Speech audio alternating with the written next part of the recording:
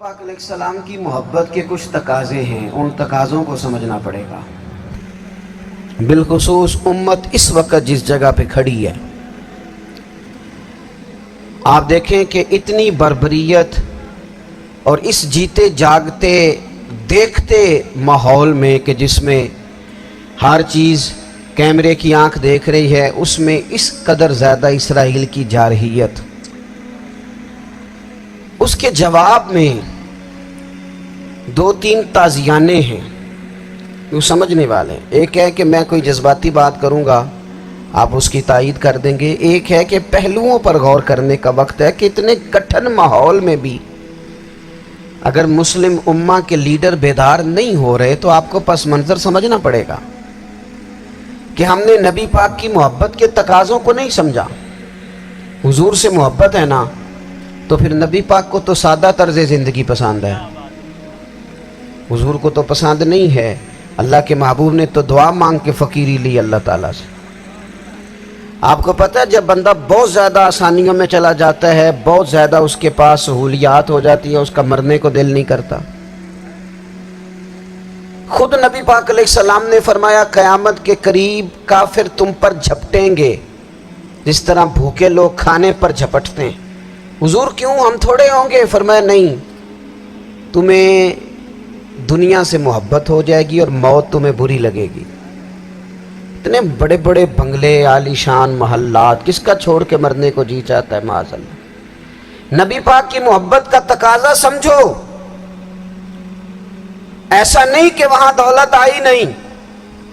حضور تو فرماتے ہیں کہ اللہ نے خزانوں کی کنجیاں میرے ہاتھ میں رکھ دی ہیں، لیکن میں نے عرض کیا مالک ایک وقت روٹی دینا اور ایک وقت کا فاقہ دینا۔ کنجیاں خزانوں کی اللہ نے دی۔ جب تک آپ اپنا طرز زندگی، یہ جو بہت دنیا کا پیار ہے نا، بہت زیادہ مرنے کی ہرس، یہ بہت زیادہ جینے کی ہرس، تو اللہ تعالیٰ نے قرآن پاک میں یہودیوں کا طریقہ بیان کیا کہ وہ کبھی مرنے کی تمنا نہیں کریں گے کیونکہ جینے کی ہرس رکھتے ہیں۔ نبی پاک علیہ السلام کے غلاموں، طرز زندگی جب تک سادہ نہیں ہوتا اور جب تک یہ دنیا کے جھمیلوں سے کسی کو دولت دے کر پیچھے کر دیا جاتا ہے، کسی کو عہدہ دے کر چپ کرا دیا جاتا ہے، کسی کو اقتدار دے کر چپ کرا دیا جاتا ہے، رسول اللہ صلی اللہ علیہ وسلم کے سچے غلام، انہیں ایک بات کی سمجھ آ گئی تھی کہ ہمیں ہمارے رب نے کہا ہے قُلْ إِن كُنْتُمْ تُحِبُّونَ اللَّهَ فَاتَّبِعُونِي يُحْبِبْكُمُ اللَّهُ۔ اے محبوب آپ ان سے فرما دیں اگر رب سے محبت کرنا چاہتے ہیں تو آپ کی پیروی کریں، اللہ خود ان سے محبت فرمائے گا جب رب بھی ان کا ہو جائے گا، جب رب بھی ان کا کی محمد سے وفا تو نے تو ہم، یہ جہاں چیز ہے کیا، یہ لوح و قلم تیرے ہیں، اس کا کیا مطلب ہوا؟ لوح و قلم، قلم لکھتی ہے نا تقدیریں، مقدر فیصلے، تو لوح و قلم تیرے ہیں، اس کا مطلب یہ ہے کہ پھر رب کریم تیرے اوپر فضل کرے گا، اور وہ جن فیصلوں کی امت کو دیانت سے چاہت ہے اللہ اپنے فضل سے وہ فیصلے فرمائے گا۔ جب تک زندگی حضور کی غلامی کی طرف نہیں جاتی وہ اللہ تعالیٰ کی تائید نہیں پاتی۔ حضرت عبداللہ ابن حذافہ رضی اللہ تعالیٰ عنہ کو رومیوں نے قید کر لیا تھا، اور جب رومی آپ کو قید کر رہے تھے، پکڑ رہے تھے، جنگ میں کچھ موڑ ایسا آ گیا کہ بظاہر مسلمانوں کے قدم پیچھے ہٹ رہے تھے، تو 1000 آدمی نے، 100 آدمی نے مل کے آپ کے گرد گھیرا ڈالا اور بڑی مشکل سے آپ کو گرفتار کیا۔ جب بادشاہ کے سامنے لے گئے نا، تو بادشاہ سے اس کا سپہ سالار کہنے لگا کہ بندہ ضائع کرنے والا نہیں، یہ بات سمجھیں آپ، ہماری طبیعت کے مطابق جو بندہ پورا نہیں اترتا ہم ضائع کر دیتے ہیں۔ حالانکہ اگر آپ کو مخالف صف میں بندہ کام کا نظر آئے تو آپ غور فرمائیں کہ یہ ہمارے قافلہ محبت میں کیسے شامل ہو سکتا ہے، اس کے لیے جد و جہد کریں تاکہ اس سے کام لیا جا سکے۔ اس نے کہا، روم کے بادشاہ نے، بندہ ضائع کرنے والا نہیں، وزیر نے کہا بادشاہ سے، اس نے کہا کیا کریں؟ کچھ ایسا کریں کہ یہ معاذ اللہ ہمارے دین میں آ جائے۔ اور قرآن مجید نے واضح کہہ دیا ہے کہ یہودی اور عیسائی تم سے راضی نہیں ہو سکتے حتی تتبع ملتہم، جب تک کہ تم ان کے دین کی پیروی نہ کرو۔ ان کو کسی طریقے سے معاذ اللہ عیسائی بنایا جائے۔ تو بادشاہ کہنے لگا دو تین چیزیں ہیں جس سے کوئی بندہ بھی خریدا جا سکتا ہے، کر لیتے ہیں بات۔ اس نے سب سے پہلے حضرت عبداللہ ابن حذافہ سے کہا کہ جتنے پیسے آپ کہیں گے آپ کو ملیں گے، آپ اس دین میں آ جائیں معاذ اللہ۔ تو حضرت عبداللہ ابن حذافہ نا، کچھ لوگ بڑے سیانے ہوتے ہیں، بردبار ہوتے ہیں، بعض باتوں پر غصہ نہیں کرتے، ہنستے ہیں۔ حضرت عبداللہ ابن حذافہ ہنس پڑے، فرمانے لگے تجھے کس نے بادشاہ بنایا؟ تو بڑا بیوقوف آدمی ہے۔ اس نے کہا کیا مطلب؟ فرمانے لگے نادان، میں تو تلوار لے کے میدان میں آیا ہوں، مجھے دولت کمانی ہوتی میں تجارت کرتا، میں تجارت نہیں کر رہا، میں تو شہادت کے لیے نکلا ہوا ہوں، اور تو مجھے کہہ رہا ہے پیسے لے لے، کو عقل کی بات کر۔ اس نے دوسری بات کی، اس نے کہا کہ میں بادشاہ ہوں، میرے نیچے جتنے بھی عہدے ہیں، وزیر، مشیر، وزیر خزانہ، جو آپ عہدہ کہیں گے آپ کو دے دیا جائے گا، آپ اس طرف آ جائیں۔ تو حضرت عبداللہ ابن حذافہ کہنے لگے پھر کہتا ہوں تو بڑا نادان ہے۔ فرمانے لگے میں حضور کا صحابی ہوں، اور صحابی ہونے سے بڑا عہدہ دنیا میں ہے ہی کوئی نہیں۔ صحابہ وہ صحابہ جن کی ہر صبح عید ہوتی تھی، خدا کا قرب حاصل تھا، نبی کی دید ہوتی تھی۔ کہا تو مجھے لالچ دے رہا ہے۔ اب انہوں نے ایک نئی چال چلی۔ وزیر کہنے لگا کہ میں ایک اور طرح سے معاذ اللہ کوشش کرتا ہوں پگھلا دینے کی۔ آپ اندر کمرے میں قید تھے تو وہاں ایک خاتون کو بنا سوار کر بھیج دیے گا۔ دوستو یاد رکھنا، تگڑا اور مضبوط جوان پتہ کون ہوتا ہے؟ جس کی نظریں پوری طرح اس کے کنٹرول میں ہوں۔ یہ علامت جوانی ہے۔ جس آدمی کا پوری طرح، دو لوگ دنیا میں کبھی کوئی کارنامہ سر انجام نہیں دے سکتے، ایک جو حرام کھاتا ہو، ایک جس کی نظر ناپاک ہو۔ محمد بن قاسم جب یہاں آئے تھے نا تو ایک دن بڑے پریشان تھے، تو ایک بزرگ کہنے لگے آپ کیوں پریشان ہیں؟ کہنے لگے راجہ دہر سے مقابلہ ہے، اور ہماری فوج تو سندھ کے رستے بھی نہیں جانتی، زبان بھی نہیں جانتی، لڑیں گے کیسے؟ دو چار دن کے بعد ان بزرگوں کی دوبارہ محمد بن قاسم سے ملاقات ہوئی تو بڑے خوش تھے۔ کہا اب آپ کیوں خوش ہیں؟ کہنے لگے وہ میرا مقابلہ نہیں کر سکتا، میں نے تحقیق کر لی ہے۔ کہا کیوں؟ کہنے لگے نظر کا گندہ ہے، اور جو نظر کے گندے ہوتے ہیں وہ میدانوں میں ٹھہرا نہیں کرتے۔ میدان کے لیے نکلنے کے لیے پاک جوانی کی ضرورت ہوتی، تطہیر مزاج ہونا ضروری ہوتا ہے، پاکیزہ افکار اور سچی اور سچی ستھری سوچوں کا ہونا ضروری ہوتا ہے۔ اس لیے فرمایا کہ میرا مقابلہ نہیں کر سکتا۔ حضرت عبداللہ ابن حذافہ کمرے میں تھے تو وزیر کی بیٹی اندر سجی سنوری پہنچ گئی۔ جیسے ہی آپ نے اس کفر کی چال کو دیکھا تو تیمم کر کے نفل شروع کیے۔ وہ ساری رات بیٹھی رہی، رب کا بندہ ساری رات عبادت کرتا رہا۔ عبادت بڑا سہارا ہے، مصلی بڑا سہارا ہے اللہ کے بندوں۔ صبح دروازہ کھولا، وزیر نے اپنی بچی سے پوچھنا چاہتا تھا رزلٹ کیا نکلا، تو وہ کہنے لگی پیچھے ہٹ جا، اب تیرا میرا تعلق کوئی نہیں، میں نے نبی پاک کا کلمہ پڑھ لیا۔ اس نے کہا میں نے بھی زمانہ دیکھا ہے، پر یہ کیا لوگ ہیں، کستوری کے بنے ہوئے، سندل سے دھلے ہوئے، کہ میں ساری رات کمرے میں رہی اور 100 اور 1000 آدمی جس جوان کا مقابلہ نہ کر سکے، اتنا طاقتور جوان کمرے میں رہا اور اسے نظر اٹھا کے نہ دیکھا۔ او کچا رنگ للاری والا جڑا چڑھدا تے لیندا رہندا ہے، اے عشق تیرے دا رنگ محمد چڑھیا پھر نہیں لیندا۔ میں کہا ایک دفعہ نظر اٹھا کے نہیں دیکھا، کمال ہو گئی۔ اتنے بڑے لوگ، اتنی بڑی سعادت مندی، فیروز بختی، معاملہ فہمی حد ہو گئی۔ اللہ اکبر۔ دوستو بادشاہ جب پوری طرح ہار گیا نا، اس نے کہا مار دو۔ तेल गरम किया एक कढ़ाई में, और जब आपको उसमें डालने लगे तो आपकी आंखों में आंसू आ गए। बादशाह का ख्याल हुआ शायद नरम हो गए हैं, कहने लगा रोए क्यों? फरमाने लगे सोचता हूँ जान ही एक है, कितना मज़ा है उसकी राह में जान देने का, कितनी लज्जत है उसके नाम पर मरने में, कितना लुत्फ है। जे तू चढ़िया उत्ते दार भी नहीं, ते जे तू विकिया इश्क बाजार भी नहीं, ते एडा सस्ता सौदा प्यार भी नहीं, ते एडा सस्ता लभदा यार भी नहीं। कई जंगल गाने पैंदे नी, कई दोज़ख लंघने पैंदे नी, जे ओ इस मुल्लों भी मिल जावे, एदू सस्ता होर वपार भी नहीं। ते कुछ समझ ना आवे लोकां नूं ओ कादे नाल शहीद करे, डिठी यार दे हथ तलवार भी नहीं, पर ओदा खाली जांदा वार भी नहीं।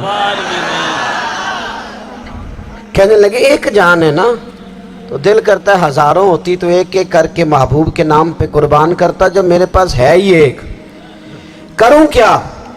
हजरत अब्दुल्ला इब्ने हुज़ाफा रज़ी अल्लाह ताला अन्हु जब रोए और बादशाह ने ये बात सुनी, तो बादशाह उठ के खड़ा हो गया, सारे वजीरों मुशीरों को कहने लगा तुमने कहा था ना बंदा ज़ाया करने वाला नहीं, ये भी ज़ाया करने वाला नहीं। कहने लगा मेरा माथा चूमो, तुम जैसे लोगों को कत्ल नहीं करना चाहिए, आज़ाद करना चाहिए। अजीज़, अपनी ज़िंदगी से ना ये बहुत ज़्यादा हिरस, हवस, तमा, और ये किसी बात की भी हो, हिरस सिर्फ पैसों की नहीं होती, शोहरत की भी होती है। ये बीमारी इंसान को इख्तदार की भी होती है, तारीफ की भी बीमारी होती है, ये सारे नुक्स होते हैं लोगों को। और माज़अल्लाह बाज़ जुब्बों कुब्बों के अंदर भी होते हैं, वहां भी पनपते। अपनी जिंदगी जब तक उस सादगी में नहीं लाओगे जो रसूल पाक ने अता फरमाई है, जब लोग आसानियों में पूरी तरह उलझ गए तो फिर वो दूर हुए और कुफ्र चढ़ गया। दूसरी बात, अल्लाह के महबूब सल्लल्लाहु ताला अलैहि वसल्लम की मोहब्बत हमसे तकाजा करती है कि हम उस मिशन के लिए काम करें जिस मिशन के लिए रसूल पाक ने काम फरमाया है। हम सारे काम बड़े मजबूती से, सोच समझ के, तदब्बुर से, हिकमत से, तकाज़ों को मद्देनज़र रखते हुए करते हैं सारे काम। दीन के काम में हमारा मिजाज नहीं होता, ओ हो जाएगा जी, आप बिस्मिल्लाह पढ़ें जी, शुरू करें जी। आप तकाज़ों को समझें, चीज़ों को दबाएं नहीं, चीज़ों पर गौर करें। किसी के ज़हन की सतह पर सवाल उभरता है, उसका तसल्ली बख्श जवाब दें। अपनी ज़िंदगी में दीन के काम के लिए अपने आप को वक्फ करें। और दीन के काम के बहुत सारे पहलू हैं। हज़ारों लोगों को कुरान पाक ठीक पढ़ना नहीं आता, हज़ार लोग हैं जो कुरान मजीद के मतलब से आगाह नहीं हैं। दीन की बुनियादी ज़रूरियात से लोग नाबालग हैं।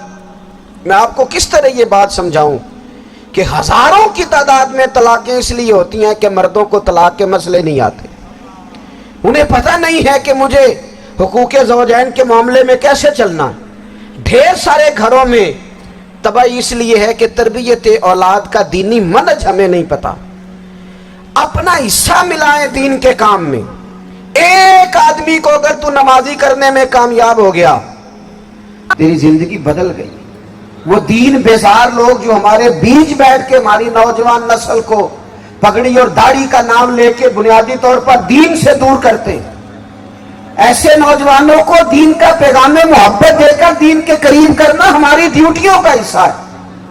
हमें जिम्मेदारी का एहसास करना पड़ेगा, हमें ये खास कदम उठाना पड़ेगा, तवज्जो देनी पड़ेगी।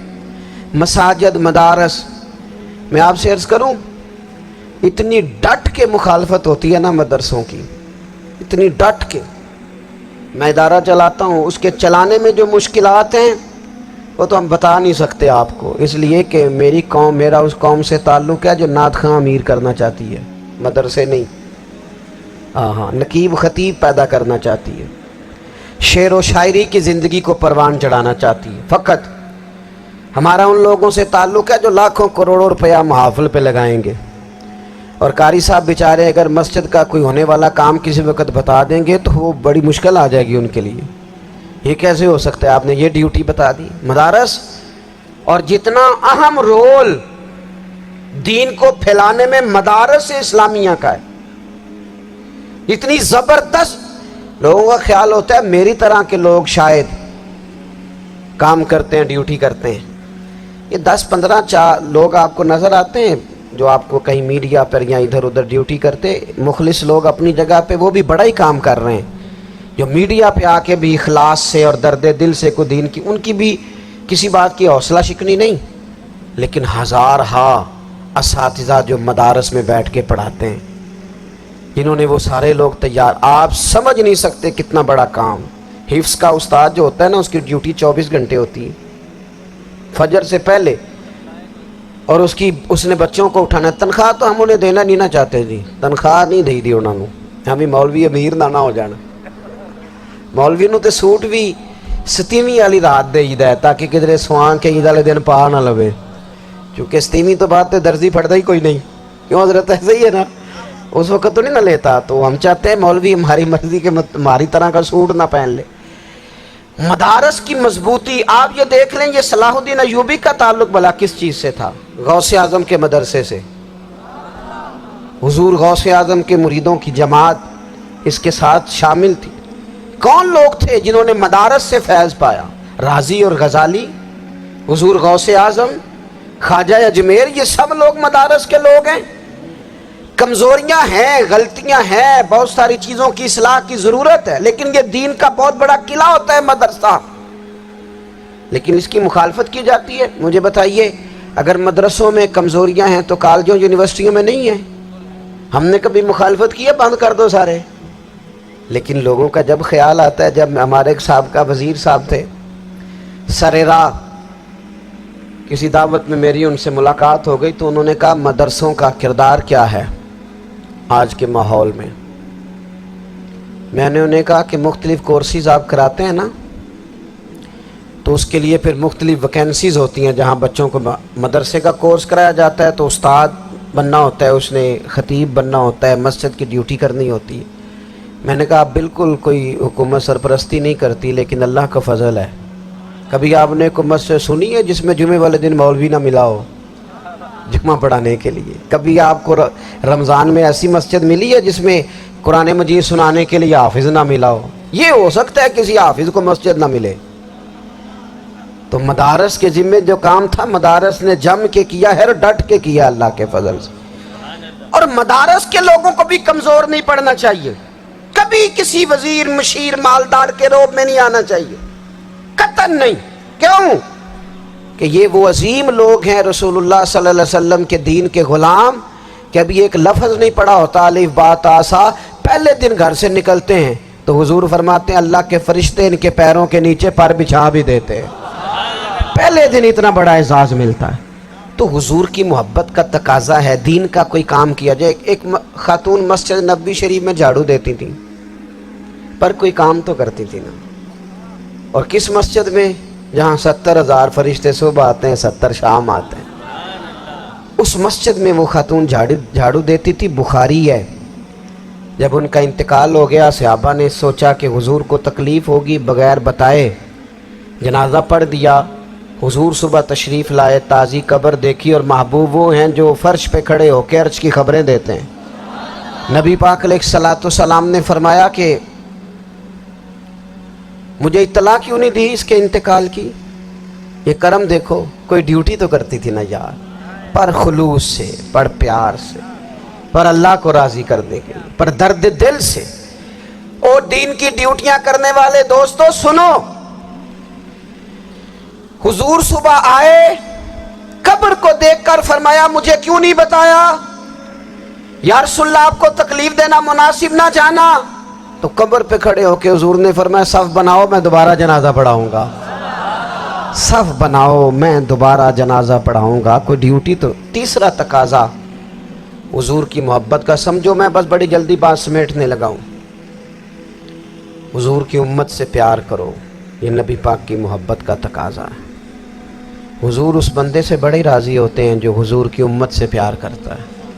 آپ کو پتہ ہے حضرت جبریل امین علیہ السلام نے معراج کی رات حضور علیہ الصلوۃ والسلام سے عرض کی تھی کہ اللہ کی بارگاہ میں عرض کیجئے گا میری بھی ڈیوٹی لگ جائے آپ کی امت. کے ساتھ محبت کرنے پر. تو یہ کیوں کہا تھا انہوں نے؟ علماء نے لکھا اس لیے کہا تھا کہ حضرت جبریل بھی جانتے ہیں کہ حضور کی امت سے محبت کی بات کی جائے نا تو نبی پاک راضی ہوتے ہیں. امت سے پیار کرو گے نا، امت سے. ایک صرف بات کا خیال رکھنا، عقیدہ برا ہو تو بات دوسری ہے، ورنہ میرے محبوب کی امت کا ایک ایک شخص جو مدینے والے کا کلمہ پڑھتا ہے، جو حضور کا غلام ہے، اس کے بارے میں اپنے دل میں گنجائش رکھنا، پیار رکھنا، وارفتگی رکھنا.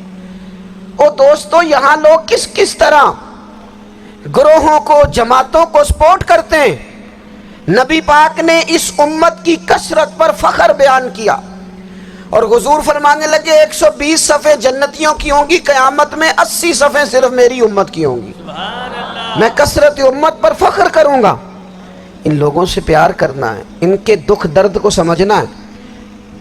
پتہ ہے آج کیا ہوتا ہے؟ آج ہمیں نا مختلف چھوٹے چھوٹے ملکوں میں بانٹ دیا گیا، تو ہم کسی دوسرے مسلمان بھائی کا درد نہیں محسوس کرتے. ہم گھروں میں نہیں محسوس کرتے. پڑوسی پر ظلم ہو رہا ہو تو ہم کہنے پتر ساڈا نہیں مسئلہ، یہ مسئلہ ہے، تینوں کی لگے. حالانکہ پڑوسی کی آگ اس لیے بھی کسی وقت بجھا دینی چاہیے کہ پڑوسی کی نہ بجھائی جائے تو اپنا گھر بھی زاد میں آ جاتا. آج امت مسلمہ سے ہمیں بس لگا دیا گیا اپنے حصے کی روٹی کماؤ، اپنے حصے کی کوٹھی بناؤ، اپنے حصے کی گاڑی خریدو، اپنے حصے کا.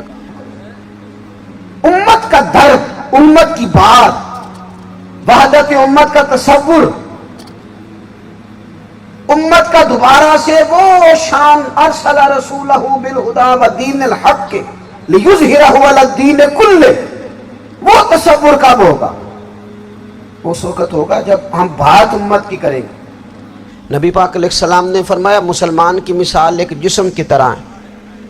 جسم کے ایک حصے کو تکلیف ہو تو سارا آزمائش میں آ جاتا ہے. مجھے بتاؤ یہ انگلی درد کرتی ہو، یہ انگلی جسم کا حصہ ہے نا، تو میرا خیال ہے دماغ یہ کہہ دے گا کہ انگلی کی درد ہے نا منو کی لگے.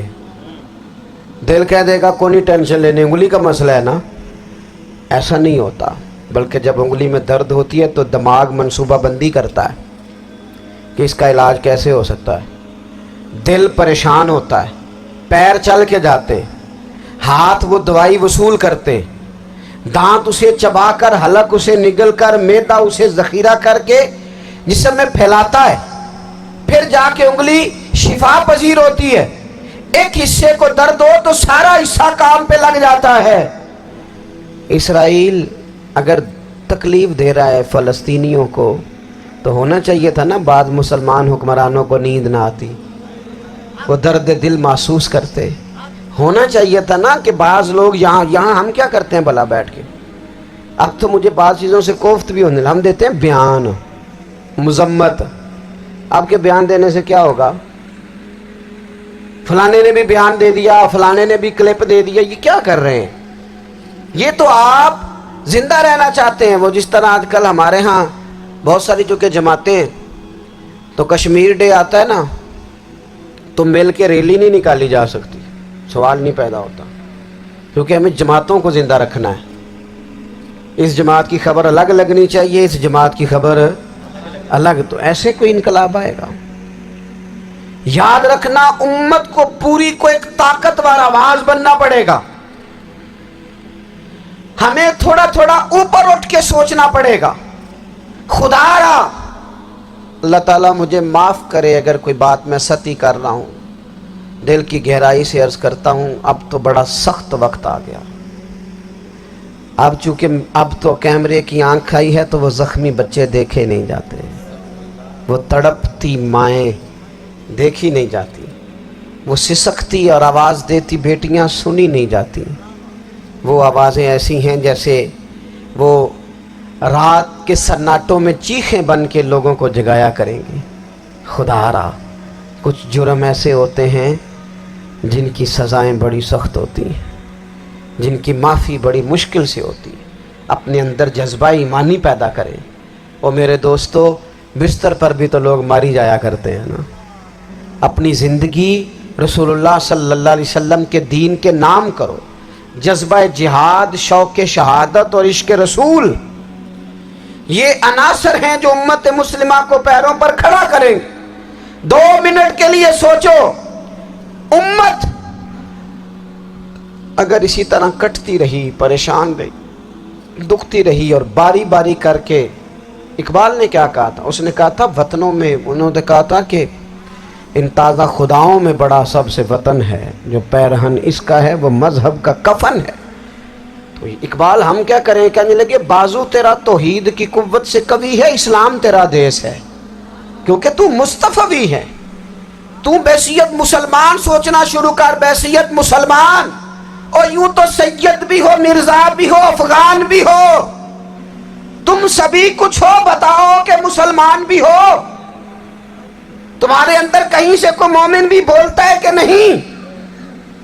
इलाकाई तासुबात और मुल्की सरहदों में कैद हो जाने वालों, तुम एक नबी की उम्मत हो।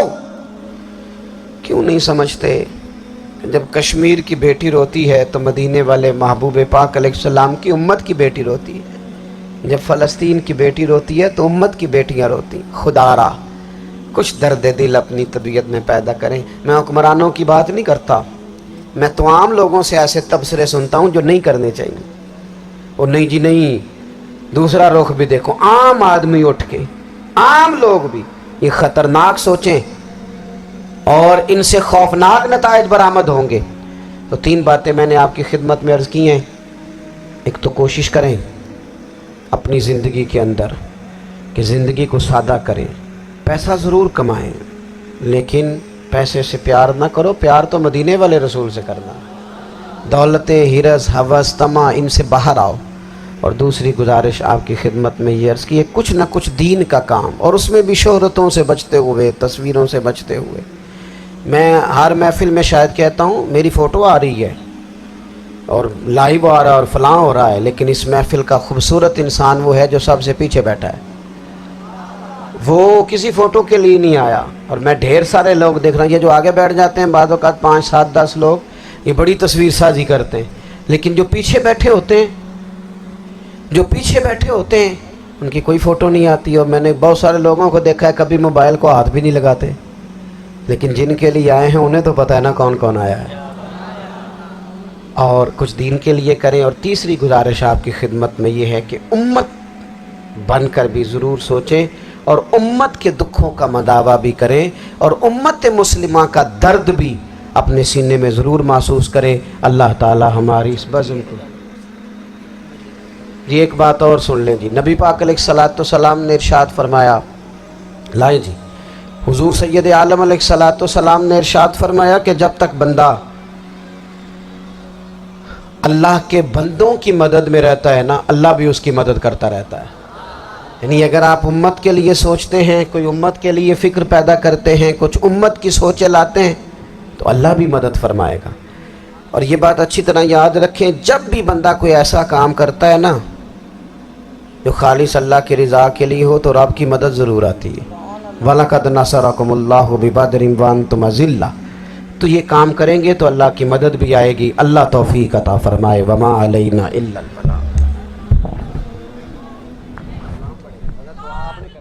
है कि इंसान के लिए ज़िंदगी आसान हो जाती है। मैंने अर्ज़ किया था कि पता ही नहीं